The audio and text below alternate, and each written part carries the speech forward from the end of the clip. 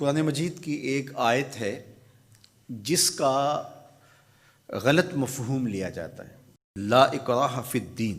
تو اس کا جو مفہوم لیا جاتا ہے عمومی طور پہ وہ یہ ہے کہ دین میں کوئی جبر نہیں ہے، اور جبر سے مراد مذہب بیزار طبقہ یہ لیتا ہے کہ کسی قسم کا کوئی قانون اور کوئی ضابطہ جو مذہب عائد کرتا ہے وہ نہیں ہے۔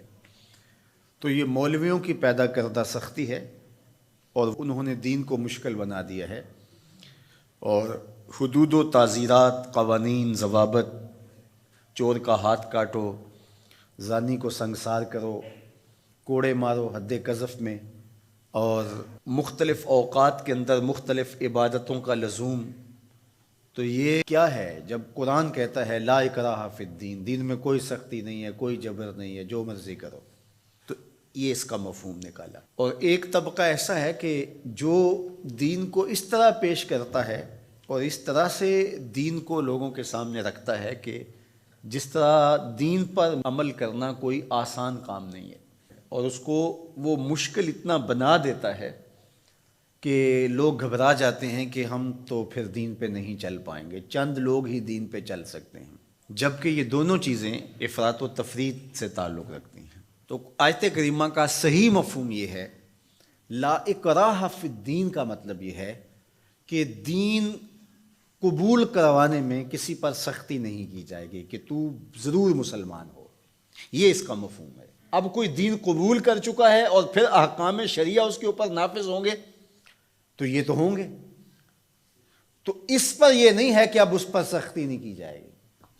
جو اس جامعہ میں، اس درس گاہ میں داخل نہیں ہوتا، پڑھنا نہیں چاہتا، تو ہم اس کو دھکے سے گھر سے اٹھا کر کے یہاں داخلہ نہیں دے سکتے۔ جس کی مرضی ہو آئے اور جس کی مرضی ہو نہ آئے، لیکن جو شخص یہاں آ کے داخل ہو گیا، پھر یہاں جو ہم نے ضوابط اور قوانین بنائے ہیں ان کا وہ پابند ہوگا، اس لیے کہ وہ اپنی مرضی سے آیا ہے اور اس نے یہاں آ کر کے داخلہ لیا ہے۔ تو اب وہ کہے کہ میں نہیں مانتا، تو وہ باغی کہلائے گا۔ تو اسلام کے اندر کسی کو سختی سے داخل نہیں کیا جائے گا، ترغیب دی جائے گی۔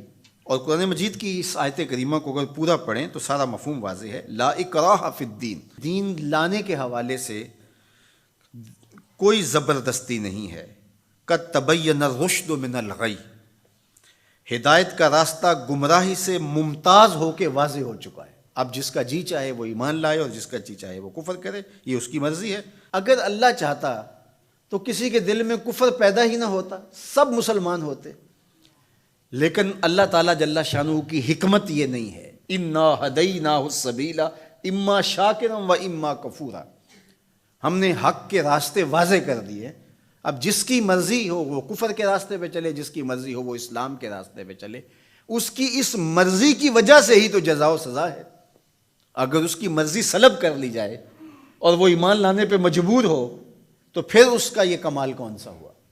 تو کمال تو یہی ہے کہ دونوں راستے ہیں اور دونوں راستے اسے دکھائی دے رہے ہیں، اور وہ اپنے اختیار سے خیر کا راستہ اختیار کرتا ہے تو جزا ملے گی، اور اپنے اختیار سے برائی کی راہ پہ چلتا ہے تو اس کو جو ہے وہ سزا ملے گی۔ لیکن اگر اس کا اختیار ہی نہیں ہے برائی کے راستے پہ چلنے کا تو پھر اس کو سزا کیوں دی جائے؟ تو یہ بات ذہن میں رکھیے گا، یہ اختیار پر جزا اور سزا ہے۔ تو آیت کریمہ کا مفہوم یہ بتاتا ہے کہ جو چاہے وہ حق پہ آئے، اس پہ مجبور نہیں کیا جائے گا۔ باقی احکام شریعہ پر عمل پیرا ہونا تو یہ ایک امر آخر ہے۔ تو یہ سراسر نفسانی خواہش ہے کہ اسلام ہمارے اوپر کوئی پابندی نہ لگائے، جس طرح ہم چاہیں اس طرح ہی چلیں، اور ہماری زبان پہ کلمہ بھی جاری رہے۔ میں بھی ہوٹل میں پیو، چندہ بھی مسجد میں دو، شیطان بھی خوش رہے، خدا بھی ناراض نہ ہو، یہ کیسے ہو سکتا ہے؟